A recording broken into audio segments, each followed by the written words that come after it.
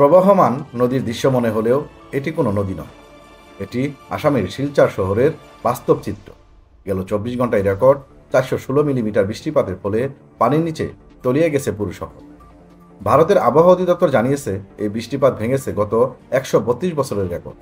এই বৃষ্টিতেই শুধু শিলচরে নয়, পুরো রাজ্য জুড়েই দেখা দিয়েছে ভয়াবহ জলবদ্ধতা, ঘটেছে প্রাণহানির ঘটনা।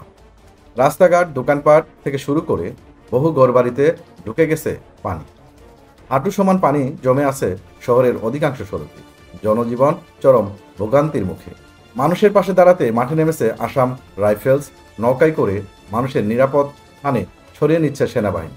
নিরাপত্তা বাহিনীর একজন কর্মকর্তা জানিয়েছেন, বৃষ্টি শুরু হতেই আমরা পরিস্থিতি পর্যবেক্ষণ করি। যখন দেখি জনজীবন বিপর্যস্ত হয়ে পড়েছে, তখনই সহায়তায় এগিয়ে আসি। সবাই মিলে পরিস্থিতি মোকাবেলায় কাজ করছি। শুধু শিলচর নয়, গুয়াহাটি, শ্রীভূমি সহ রাজ্যের অন্য এলাকাগুলোতেও বন্যা পরিস্থিতির অবনতি হয়েছে। কোথাও এখনও গুড়ি গুড়ি বৃষ্টি চলছে, ঘরের ভিতরেও পানি ঢুকে পড়েছে। অসহায় মানুষ নিজেরাই নদীতে বাঁধ বসিয়ে পানি ঠেকানোর চেষ্টা করছেন।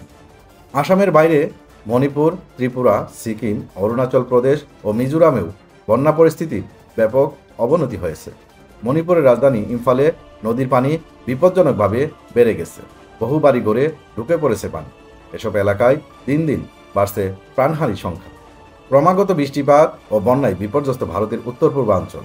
আবহাওয়া অধিদপ্তরের পূর্বাভাস অনুযায়ী কিছু এলাকায় আরও বৃষ্টিপাত হতে পারে, যা পরিস্থিতিকে আরও জটিল করে তুলতে পারে। পরিস্থিতি নিয়ন্ত্রণে স্থানীয় প্রশাসন ও সেনাবাহিনী একযোগে কাজ করছে।